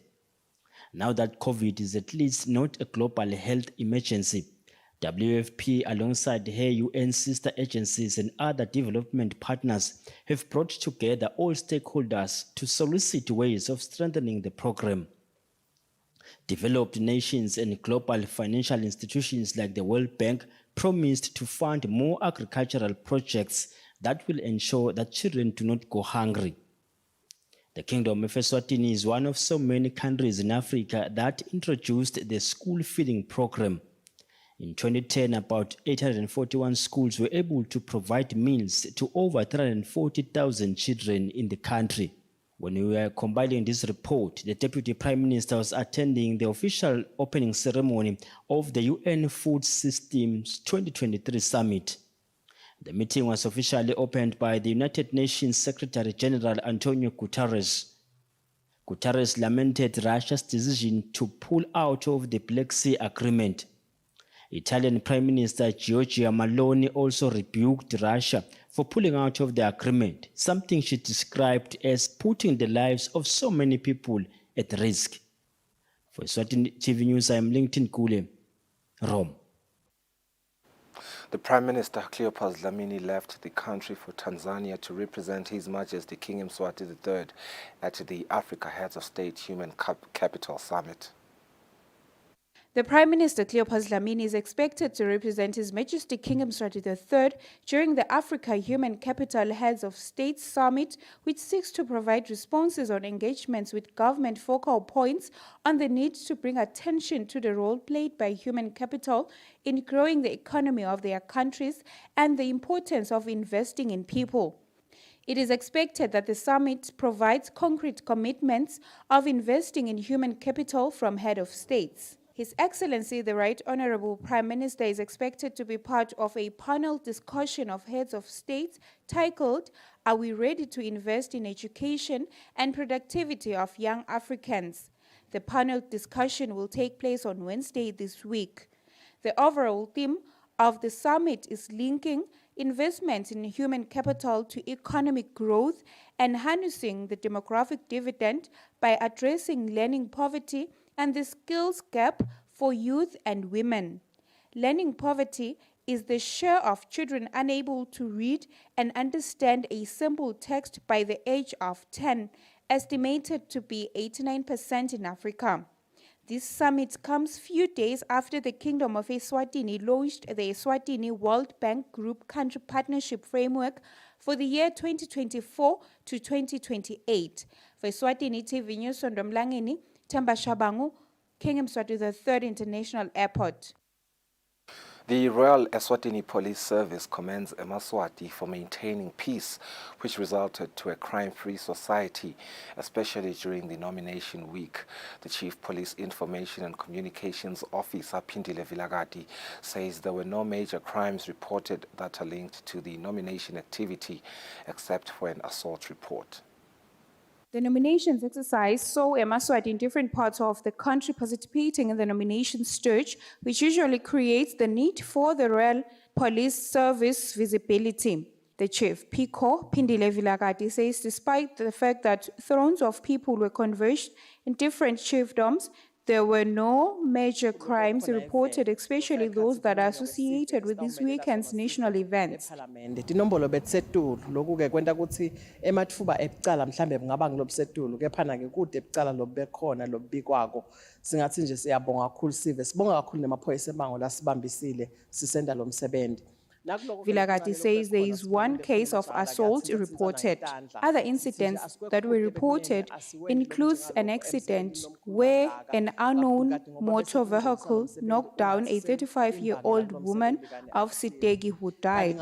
There was also an accident where a 30-year-old driver lost control of his vehicle, which overturned, was also reported dead after sustaining serious injuries. And finally, there was a 23-year-old man who died after being knocked down by a car. Vilakati says there were 10 drunken driving cases reported the past weekend. Eswatini TV News, Sondomlangeni, Themba Shabangu, Mbabane. The Elections and Boundaries Commission is impressed with the public turnout at the nominations for offices of Bucopo constituency headmen as well as members of parliament. Commissioner Dr. Njabuliso Dlamini says all nomination centers were beaming with enthusiastic voters. Indlela labantu bebantu baningi ngakhona and indlela iyouth beyingenile bomake and nangendlela bebavuma nje ku stand my elections ngoba sometimes ukhanza sibakhona kodwa nabasibabakhetha hawo bangavumi. Libandla lingacolisa kulokunye lokhu bese sekuba ma inconveniences njengekuphuta kuqala kona kodwa nje konke kugcine kuhamba kahle. I-network ke ngoba vele network asiyicontrol nayo ihle ihamba nje ihlibuya nako kuhle kwenteka lokho kodwa nje sijabulela lokuthi ekugcineni kwako konke bantu bathi babe patient babeketela kwaze kwalunga konke. The Elections and Boundaries Commission's Communications Officer Mbonisi Pembe says the commission will now start working on vetting all those nominated in accordance with the Constitution and the Elections Act of 2013 before the nominees' names could be published. Libandla ke lona selithunywa ngumthetho loluse lona lindzaba yekhetho ukuthi awuthathe lamabito ebantfu bese sewuyowalibuka awucatsanisa netincabekelwane letibekwa ngumthetho nemtsetfosisekelo. Sitawubuka ukuthi babantfu labawubhadale yini umthelo nobe labalungisile ukuthi bawubhadale umthelo wabo. Sitawubuka kubhalisa kwabo ukuthi babhalisele etikhungweni letingito yini. Sitawuphinda futhi sichubeke sibuke ukuthi bathini betemphilo ngesimo sabo sengqondo. Sitawubuka netikwelede kugajwa kunto tikwelede pheceleti insolvency. Tinengi timvo lesisatawuhlala phasi sitibuke kulamabito bese ke libandla seliyakhona ukuthi lisukume lisivetele ukuthi nembala kulesimo lesikuso sekulungele ukuthi singangena yini nabo sibabite njengebantfu labanconyiwe. Reporting for Eswatini TV, Mbongwa Dube in Nganeni. It is important to carry out safety audits on a regular basis to ensure the safety of passengers and goods ferried by local airline in adherence to international safety standards. These were sentiments of the Chief Executive Officer of the Royal Eswatini National Airways Corporation, President Dlamini, during the official opening of a training workshop for the corporation's technical staff members, which will culminate to the awarding of the IOSA certificate under the auspices of the International Air Transport Association. The training workshop on safety audits for the Royal Eswatini National Airways Corporation is taking place at Esibayeni Lodge in Matapa, and it is one of many crucial exercises carried out in the air transport industry to ensure high safety standards. Once we get this IOSA certification and we become members of IATA, our clients will have confidence of our safety standards, and other airlines will also have confidence of entering into agreements, commercial agreements with us, such as code share, and we will also be able even to check through baggage at our transit points, and we have reciprocal agreements with those airlines to work with us. We are looking at working on this project and standardizing and aligning our manuals to IOSA to be finished by the end of October, after which we will then invite IATA to come in and audit us. Technical and Operations Director at the African Airlines Association, Goso Konate, says his organization is not only concerned with physical safety of airlines, but technological safety as well. Hence, they also do online observations. Our industry is actually, I will say, it is capital intensive, and it's also labor intensive, and it is even regulatory intensive because it's really regulated. So it's very important for the airlines to be member of the industry association. Some of the key areas of safety that the association audits on a regular basis are security and the cabin. According to President Dlamini, the corporation hopes to standardize and align all its safety manuals with those of the International Air Transport Association by October 2023, and thereafter get the IOSA accreditation. Reporting for Eswatini TV, Mbongwa Dube with Cindy Swazwane in Matapa. The Kingdom of Eswatini, together with other neighboring countries, are working together towards strengthening monitoring trade of environmentally sensitive goods to control the procedures on both the exporting and importing countries. The Eswatini Environment Authority's Communications Officer, Kusile says this will bring about agreements in addressing issues of preventing illegal trade and promote cooperation at the regional level. Mhlanga was speaking during the Joint National Ozone Unit and other partners, which was held at Sibebe, Mbuluzi. Bids to implement the Montreal Protocol, countries that are signatory to this agreement in the region are currently engaging with the neighboring countries such as Lesotho, Mozambique, and South Africa to try and synchronize border enforcement procedures between the trading parties. The Eswatini Environment Authority's Communications Officer, Kusile Mhlanga, says the meeting will help to control environmentally sensitive goods and ozone-depleting substances, as well as HCFs. Today's meeting is about ensuring that we have effective processes that do not end up stifling trade, as we know that there is a call for open trade, and ozone-depleting substances are one of the controlled substances. So we have to ensure that our borders have similar processes that do not hinder the trade in these substances. We create an enabling environment whilst at the same time building the capacity of our custom officials, as they are not technical experts on the issue of monitoring ODS substances and HFCs. United Nations Environment Programme's Regional Coordinator Patrick Selifu says the meeting is looking to refresh the customs officers' information on the procedures of monitoring ozone-depleting substances. Most of the countries, especially the revenue services or revenue authorities, there were some HS codes. These are the codes they use to identify a particular substance. So there were new codes that were launched under the auspices of the World Customs Organization on 1st January 2022. So most of the customs services, customs authorities, they have adopted these new HS codes. The Kingdom of Eswatini, as a signatory to the Montreal Protocol, is working hard in ensuring that the HCFs are phased down. Eswatini TV News Sondomlangeni, Themba Shabangu, Sibebe. The Kusile Region Health Promotion Officer Clement Dlamini says it is important to bring health services closer to bus conductors since they rarely get time to visit health centers.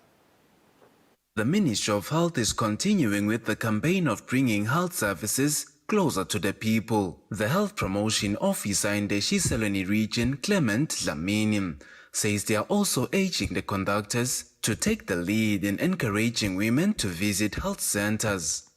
Lokuthi ke malangeni size sibuke ukuthi kufanele ukuthi side nala sibabuke bashayeli betinqola sibuke ukuthi bobabe vele nakhona abaningi kakhulu kanike futhi abakhona ukuthola emathuba lanele ukuthi bavele emtholampilo ngakho ke sibasonzetele nema services sitabe si checka nje iHIV AIDS sikhona kuchecka aboshukela sikhona kuchecka nabo BP sikhona ke nekubhalisa nje sithole leto dinombolo ukuthi nangabe bakhona labafuna kuhamba bende ama services la ngekho la sikhona ukuthi sibasonzete emtholampilo boba bebahlushwa kakhulu different fire cuts na tifo lesingathi pectorate atithathelwana different fire cuts sifo sashukela sifo se BP ngakho ke sibukile ukuthi vele nasingasonzela kubo sibakhuthate lokuthi abaphile basonzele emtholampilo batokhona lokuthi bativikele ikakhulu ngoba udawati phela sikuvikela kungcono kunekwelapha. The Ministry of Health is also educating the bus conductors on prevention measures of prostate cancer, which is most prevalent among men above 40 years in the country. For Eswatini TV News, I'm Thando Dluli, Mhlangano. A group of 3 men from Ngololweni Chiefdom who appeared facing a murder charge of intentionally killing Mgwili Mamba have appeared before the Nhlangano Magistrate Court concerning the charge. The 3 murder suspects, Mbuso Gininza, who is 23 years old, Wonderboy Gininza, who is 29 years old, and Pilange Nkosi Gininza, who is 31 years old, of Ngololweni Chiefdom, have made a court appearance before the acting magistrate Palesand Ndeza at Nhlangano. The suspects are facing a murder charge of intentionally killing Mgwili Mamba on the 9th of July 2023. According to media reports, the deceased was suspected to be a goat rustler at Ngololweni Chiefdom. The court has afforded the 3 suspects an opportunity to hire an attorney to represent them in the case. The acting magistrate is remanding the suspects in custody until the 31st of August, where they will appear before the High Court. For Eswatini TV News, I'm Thando Dluli, Mhlangano.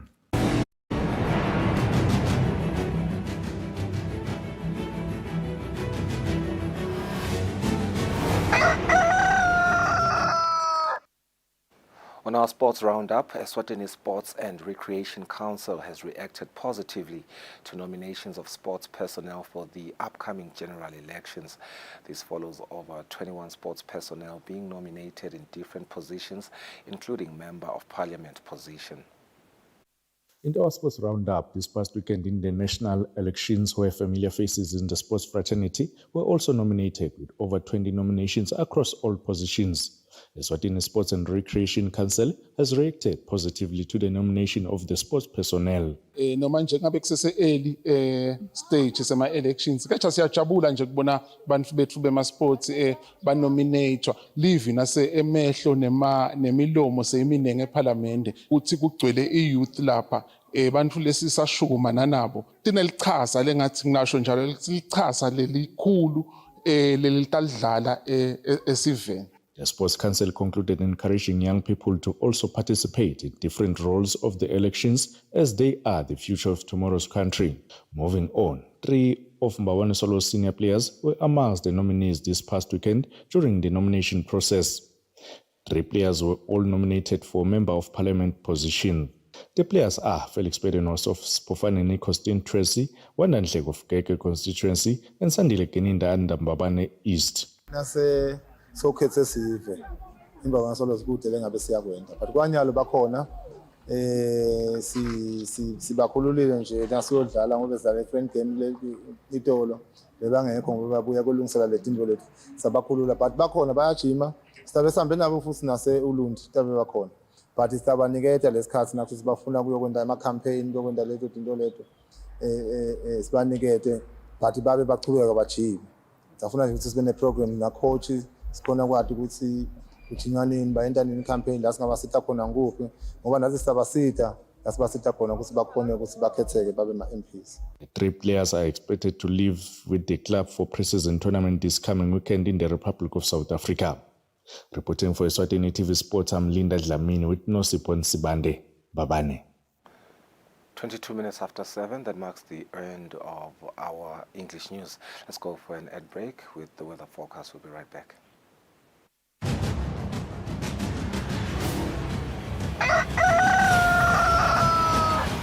Kusile breakfast show siyakuvusela nawo losanza kusivulela ngesikhathi nje sawuthi kubuka leto thamba embili kulamanye emave kepha nje sisabheke ukuthi sikhulumisane nalabasuka emaphoyiseni ama-scuba divers njengoba namhla sikubanje lilanga le-World Drowning Prevention Day. Sawufuna ukuva ukuthi ngabe vele mhlambe solokuqala lomnyaka engabe ama-incidences lasabikiwe nje emaphoyiseni abenganani ebantu labe mukile manje asesibuke nje nakuletha hamba embili kulamanye emave sifisa siqala khona eveni laseTunisia lapho khona kubikwa ukuthi the heat wave has been blamed for the eruption of wildfires in the country and in neighboring Algeria where 15 people have been killed according to the authorities.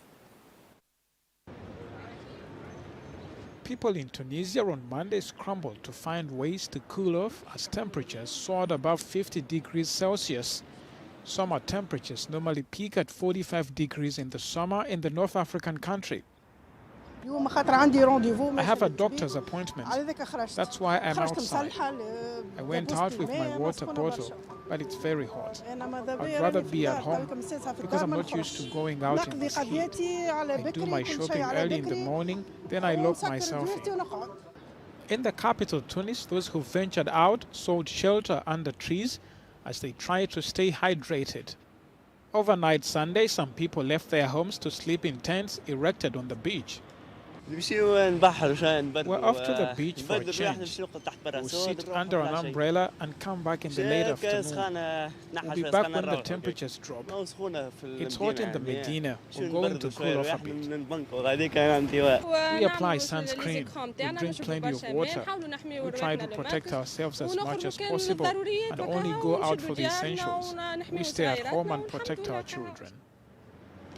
The heat wave has been blamed for the eruption of wildfires in the country and in neighboring Algeria, where 15 people have been killed, according to the authorities.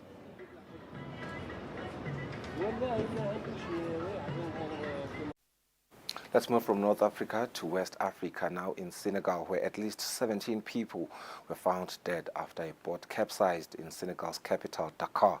According to local officials, on Monday, the number of people in the pirogue is not yet known, but 2 people were rescued alive. The bodies were discovered by the Navy early in the morning and are believed to be migrants because of the type of boat they were in. At least 17 people were found dead after a boat capsized in Senegal's capital, Dakar, according to local officials on Monday. The number of people in the pirogue is not known yet, but 2 people were rescued alive. The bodies were discovered by the Navy early in the morning and are believed to be migrants because of the type of boat they were in, explained Wakam neighborhood mayor Ndeye Top Gay. While this is the first time bodies have washed up in the neighborhood, migrant deaths at sea are becoming more common in Senegal. It was unclear where the people were coming from, what nationalities they were, or even where they were going. The Atlantic migration route is one of the deadliest in the world, with nearly 800 people dying or going missing in the first half of 2023, according to Spanish aid group Walking Borders. Search operations have also taken place recently in Spain to find migrant boats from Senegal that have gone missing, carrying more than 300 people, according to the NGO Caminando Fronteras.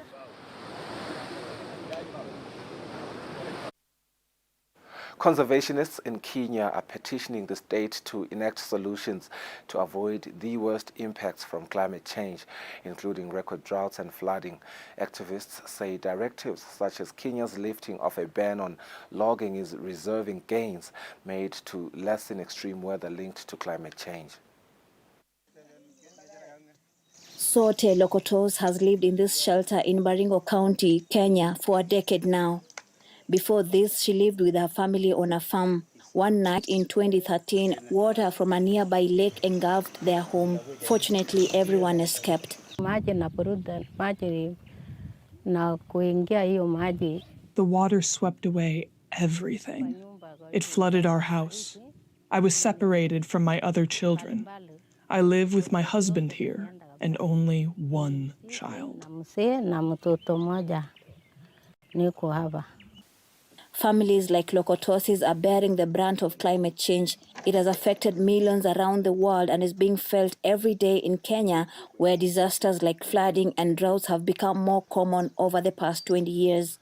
Activists are demanding the Kenyan government commit to real solutions to prevent and minimize such catastrophes. We are trying to provide solutions and push for policy to act on, for instance, loss and damage. Kenya's President William Ruto lifted a 6-year ban on logging in July to create more jobs in timber harvesting. To conservationists, the decision undermines efforts to mitigate climate change as trees store carbon dioxide that contributes to global warming. But timber traders like Michael Oginga praise the move. Let them lift the ban so we can at least go back to our normal business. Business is low. I can get 1 customer a week. I could get about 10 customers a week before the ban. This is what we depend on for food. Global temperatures have already risen an average of 1.1 degrees Celsius above pre-industrial levels, according to the United Nations. Droughts have become more chronic in the Horn of Africa, displacing millions of people, sinking them into poverty and hunger. Aid group Minority Rights Group International is trying to help villagers in Kenya cope with the changes. They need to adapt, so they need to change the ways they use soil. They need to make conscious choices around farming practices, how they cultivate, how to plant trees. Environmentalists say by adopting new policies at both the governmental and the individual level, Kenya can guard against many of the worst impacts of climate change. Victoria Amunga for VOA News, Nairobi. Record-breaking high temperatures are expected to continue this week in several parts of the world as scientists linked the extreme weather climate to change. Pope Francis urged world leaders to fight it. From Spain to Lebanon to the United States, the heat keeps breaking records this summer. The World Meteorological Organization attributes it to global warming. Buongiorno. On Sunday, Pope Francis shed light to the suffering climate change causes to many living beings around the planet and the urgency to fight it. I renew my appeal to the leaders of the nations to do something more concrete to limit polluting emissions. It's an urgent challenge and cannot be put off. It concerns everyone. Let us protect our common home. Unhoused populations and anyone who isn't used to long periods of scorching temperatures could be at risk, warned Palm Springs, California Mayor Grace Elena Garner, who was interviewed by ABC News. When your body isn't used to these high temperatures, it can go into a shock. So if we don't act now, if we don't make sure that we're putting in the actions that we need to reduce the impacts of climate change, we are just going to see this get worse and worse. Asked on ABC's This Week show whether climate change is a national security threat, Republican Representative Michael McCall replied, "The climate is changing. And when you have arid, Africa, for instance, is becoming more and more arid, which, famine, breaks out of that. Terrorism breaks out of that, those conditions." Last week, China and the United States, the two largest emitters of greenhouse gases, resumed talks on how to tackle the problem. But there were no breakthroughs.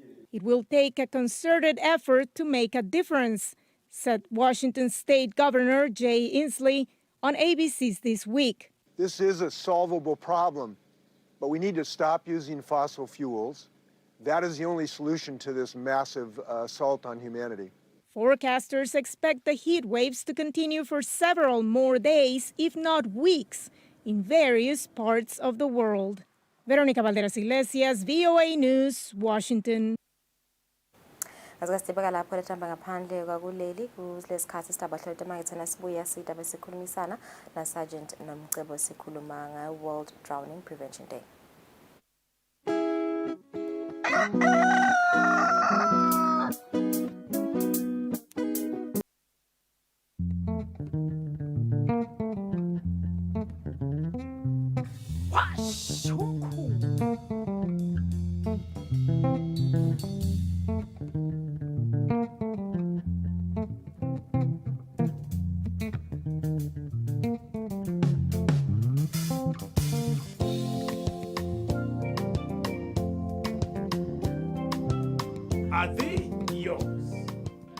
Ngabukela ke washa umkhukhu every Sunday at 3 p.m.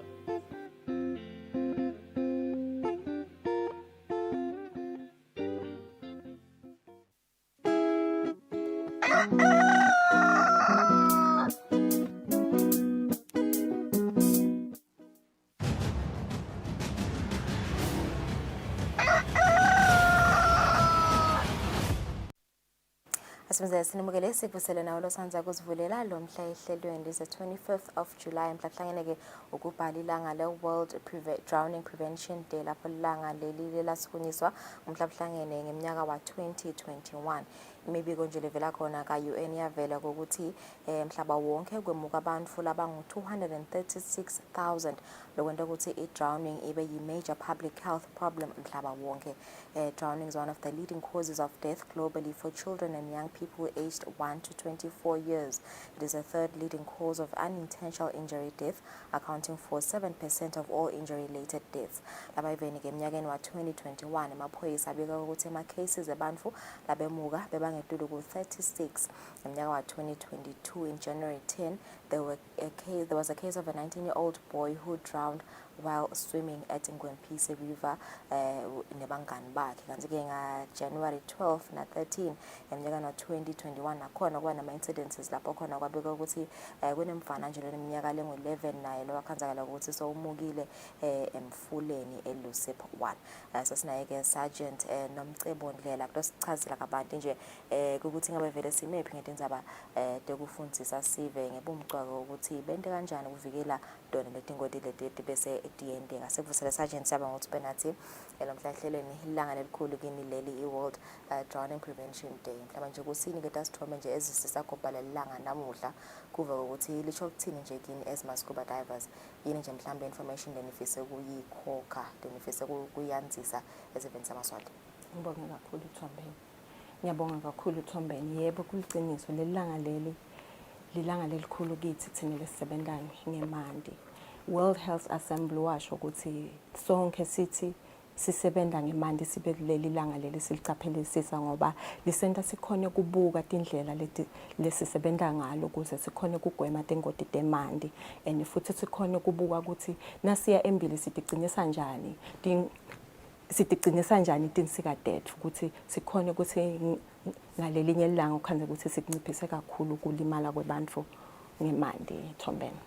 Kuma kusineta Sithombe nje Sergeant nasikhuluma nje mhlawumbe ngema-drowning incidents la eveni sibonile ukuthi vele nalonyaka nje eminyakeni lophelile abekhona ama-cases abantu okhanze ukuthi abashiye emhlabeni ngako okwemuka emifuleni. Nasikhuluma nje ngema-drowning incidents status nje sithini nje kahle kahle nasibuka lizinga lebantu labashiyeka emhlabeni ngako drown.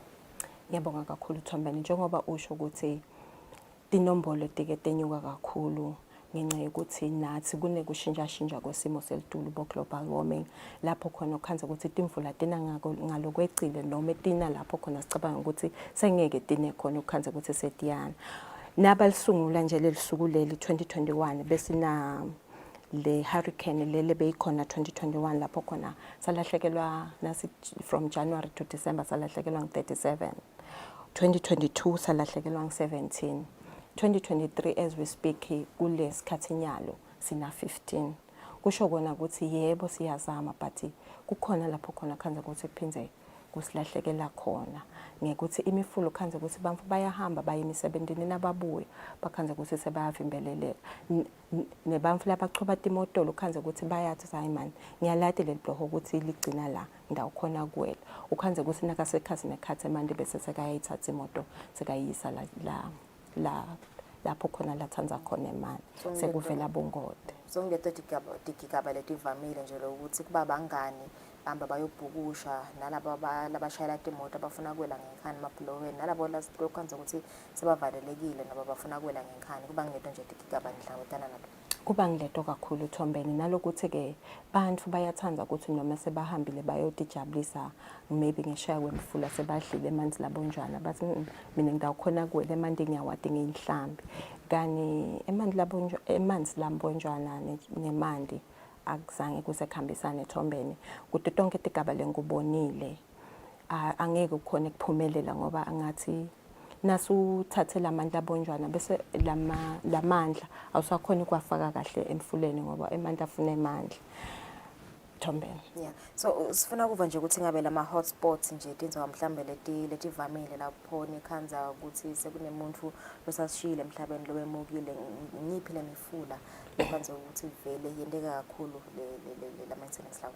Ngiyabonga kakhulu Thombeni. Ema-hotspots elivele fila kaNgwane ngingasho ukuthi yonke imfula yaKaNgwane ngoba sinemfula lemkhulu kunelisuthu lelichamuka kubobhunya lindlule kubondinda lishone kubongonini kune-Great Lusuthu lesesiphofaneni kunenkomanzi lechamuka etulu esibospiki kunelusipho lidamu lelikhulu sivamile kuthola tingoti lapho kakhulu ngoba lawo madamu lawo nemkhondlo lawo leyo mifula leyo khanze ukuthi inemadamu ngale bosikhwahlande khanze ukuthi naseyigcwele bayawavulela khanze ukuthi seyangeta seyidla lapho seyihamba khona lapho khona bengakavami khamba khona ukhanze ukuthi seyigola tinthethe seyiba nemandla kakhulu ngenxa ukuthi nala kaNgwane linile futhi phindze angeteleleke nalamadamu.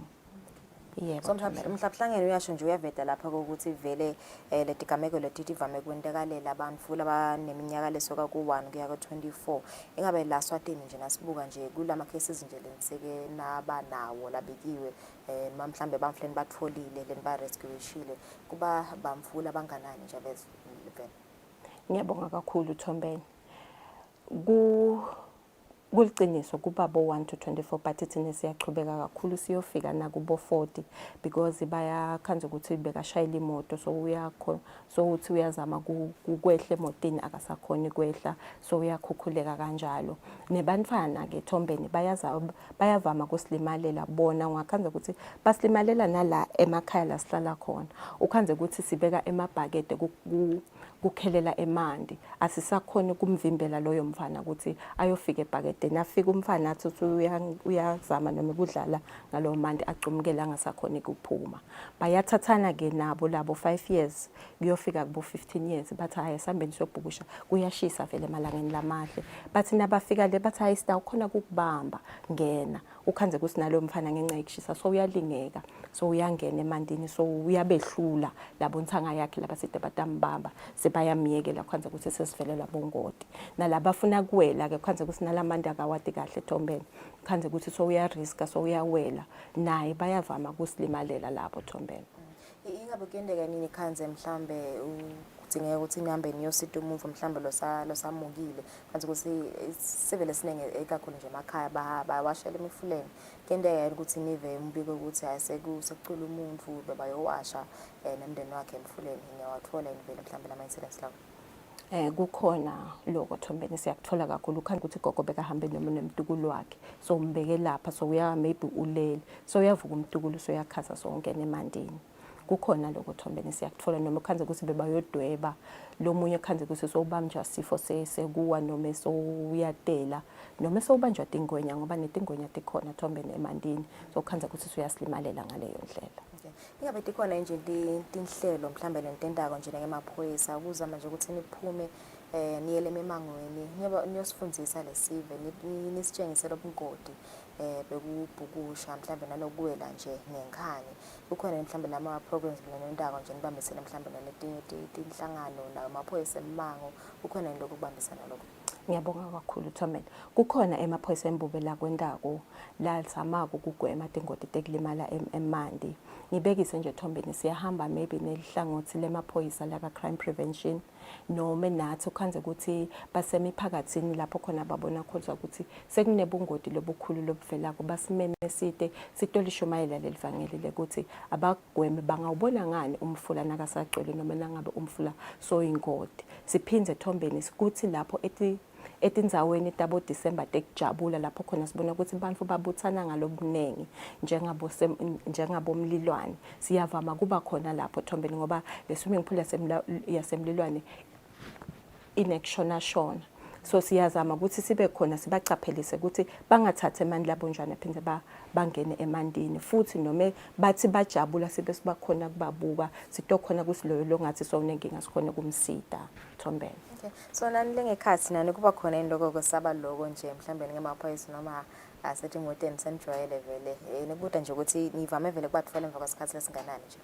Ngiyabonga kakhulu Thombeni sesiwende sesikhathi mina nje Thombeni senginayo 12 years ngiwenda lo msebenzi yebo sengikuthi akujwayeleki but lokusitako kuze kube ngesikhathi siyamcela lo ngedulo ukuthi asisite ngoba na ungena emandini awukhona ukubona ukuthi phase emandi kunani uthuke lokunye khonza ukuthi uyakuthinda ukubona kubukudelo utibalekele khona lapha emandini but kumele uqhubeke usebende nekuthi ke Thombeni siyazama kuyashiyana ukuthi labo bamfusi bakhona kubathola esikhathini esinganani ngibekise nje emifulende emikhulu le khanze ukuthi beyigijima noma loyo muntu usilimalele khanze ukuthi lo mfula bekagcwele uyakhona khamba sigaba lesitho khanze ukuthi kufuna siukame wonke lo mfula ukhanze ukuthi asithatha abo 3 to 4 days ukukama wonke lo mfula kanti nakhanze ukuthi kusedamini kungila siyakhona khanze ukuthi siyamthola ngalelo langa Thombeni nekuthi ke nangabe loyo muntu ukhanze ukuthi uthide uyemuka khona ekubamba isihlahla lesicinile siyazama ngato tonke indlela Thombeni ukuthi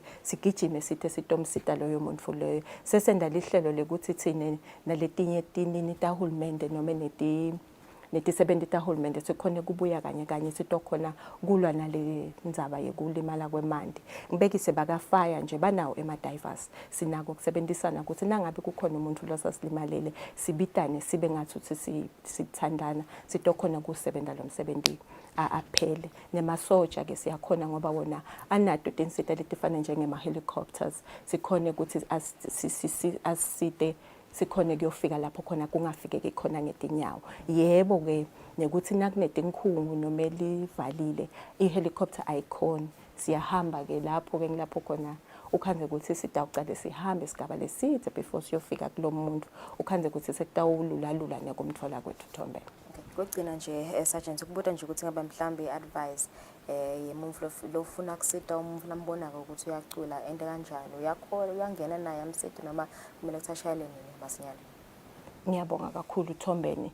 Ngingasho mina ukuthi Thombeni nangabe kuneligodvo noma ethudane ungazama kumjikela lelo godvo noma advise ukuthi noma abambe info le ngathi icinile bese senyazama kushayela 999 inhlaba mkhosi yemaphoyisa sitawuzama Thombeni. Kukhona lapho khona evuvulane nje lomunye umndeni long 9 lo wangenelwa ngemandi sekagcwele umfula waze wafika lapho khona bahlala khona bathi baphuma endlini bakhanzise kulwandle ngaphandle babamba sihlahla kusukela ngabo 2 ekseni sathi nasifika thina sekukhanya isabona ukuthi bebathi sipholote nje nga 30 minutes bese tabaluza bonke kunemfana lomncane lona 6 months sakhona kuba rescueisha Thombeni emaphoyisa akhona ku risk their lives bafika kubo babathola sabakhanza ukuthi siyabakhona kubasita Thombeni.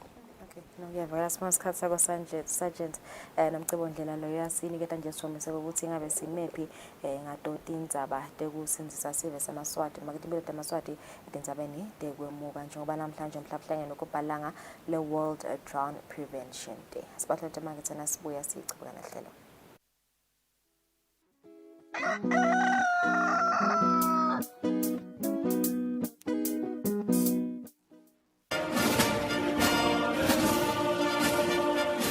Do you remember the spinning thing? This is us.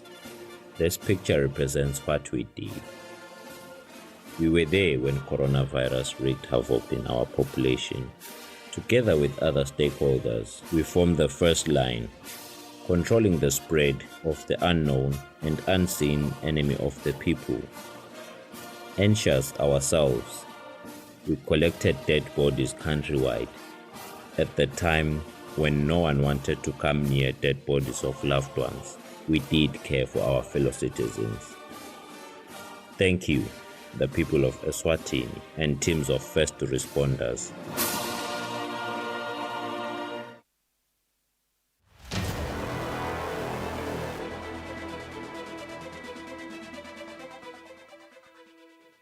Using an ATM is a simple process. You simply insert your card, punch in your PIN, and withdraw your cash. However, this simple process can open up you and your finances to some dangers.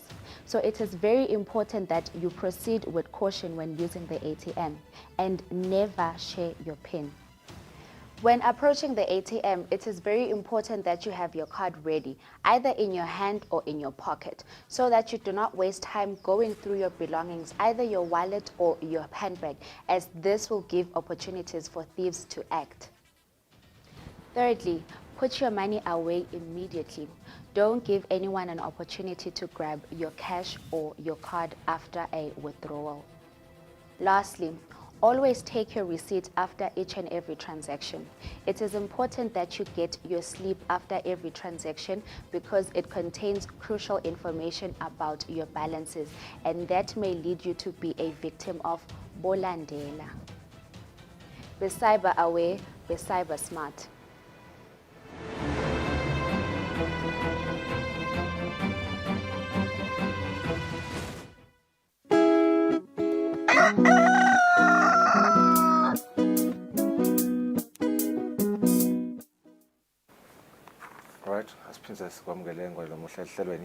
You will remember that our senior journalist Linton Gula is in Rome, Italy, where the United Nations Food Systems Summit is taking place. Actually, in Laitolo, Kanzi Itaupela Mhlaka 26, Kulenyanga Lesetudu. Let's listen to remarks by Antonio Guterres, General Secretary of the United Nations, at the opening of the Food Systems Summit yesterday.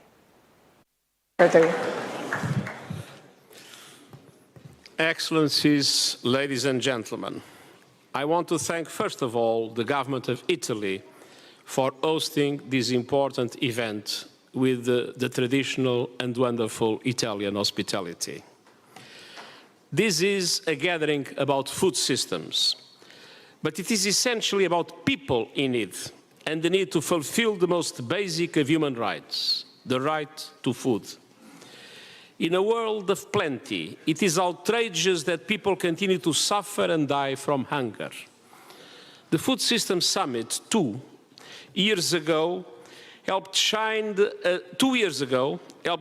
a spotlight on a core truth. Global food systems are broken and billions of people are paying the price. More than 780 million people are going hungry, while nearly 1/3 of all food produced is lost or wasted. More than 3 billion cannot afford healthy diets, and 2 billion are overweight or obese. 462 million are underweight. And without access to financing and debt relief, developing countries are struggling to invest in food systems that can reach all people with the nutrition they need to live healthy lives.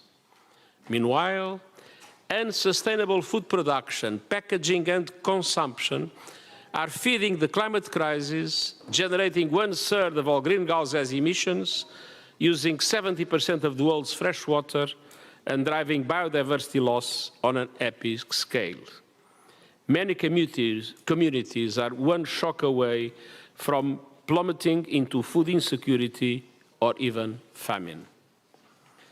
And the dire picture has grown bleaker with the Russian Federation termination of the Black Sea Initiative that enabled the safe export of more than 32 million metric tons of food or more on more than 1,000 vessels from Ukrainian ports. The initiative, together with our Memorandum of Understanding with the Russian Federation to facilitate Russian food and fertilizer exports, have been lifelines for global food security and global price stability. Food prices dropped by 23% from their highs last year. With the termination of the Black Sea Initiative, the most vulnerable will pay the highest price, as when food prices rise, everybody pays for it. We're already seeing the negative effect on global wheat and corn prices, which hurts everyone. But this is especially devastating for vulnerable countries struggling to feed their people. As food prices rise, the hopes of developing countries fall. The Russian Federation and Ukraine are both essential to global food security.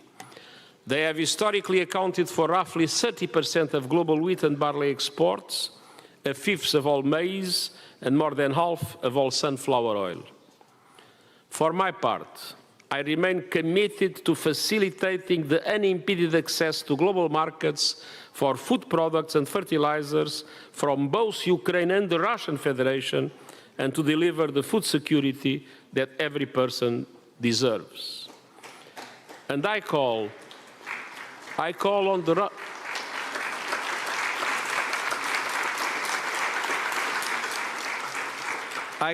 the Russian Federation to return to the implementation of the Black Sea Initiative in line with my latest proposal. And I urge the global community to stand united for effective solutions in this essential effort. Excellencies, ladies and gentlemen, broken food systems are not inevitable. They are the result of choices we have made, and there is more than enough food in the world to go around. More than enough money to fund efficient and sustainable food systems to feed the world, while supporting decent work for those who grow the food we eat. And more than enough agricultural innovations and technology that can place healthy food within reach of every person. The good news is that countries are heeding the alarm we sounded in 2021 when I convened the first Food Systems Summit. Over 100 countries have submitted voluntary progress reports on food systems transformation. Countries are taking decisive steps to reflect this priority in national and subnational laws, policies and programming. We are seeing more data being generated to shape policies, programs and investments. And we are seeing more partnerships among governments, businesses, civil society and UN agencies, including through the UN Food Systems Coordination Hub. But rescuing the Sustainable Development Goals means going much further, and time is running out. We need urgent action in 3 key areas. First, a massive investment in sustainable, equitable, healthy and resilient food systems. It is no surprise that chronic hunger is increasing in those regions with the weakest and most underfunded food systems: Western Asia, the Caribbean, and across all regions in Africa. The State of Food Security and Nutrition report released 2 weeks ago also found that 1 in 5 people in Africa is going hungry, more than twice the global average. Starving food systems of investment means, quite literally, starving people. I urge governments to respond to our call for an SDG stimulus to scale up affordable long-term finance for all countries in need by at least $500 billion a year. This will help countries make meaningful progress towards Sustainable Development Goal 2 to achieve zero hunger and build systems that can ensure people have access to affordable, nutritious food wherever they live. And we also need greater investments in adaptation to resilient food, health, water, sanitation, and agricultural systems that can withstand shocks, as well as early warning systems. And I call on governments to support the food import facility proposed by the Global Crisis Response Group on Food, Energy and Finance to expand food accessibility for at least 50 countries facing acute food insecurity and the food stockholding mechanism for least developed countries. Second, governments and businesses must work together to build systems that put people over profit. I call on governments and the food, agriculture, transportation and retail industries to explore new ways to lower the cost and increase the geographic availability of fresh, healthy food for all people.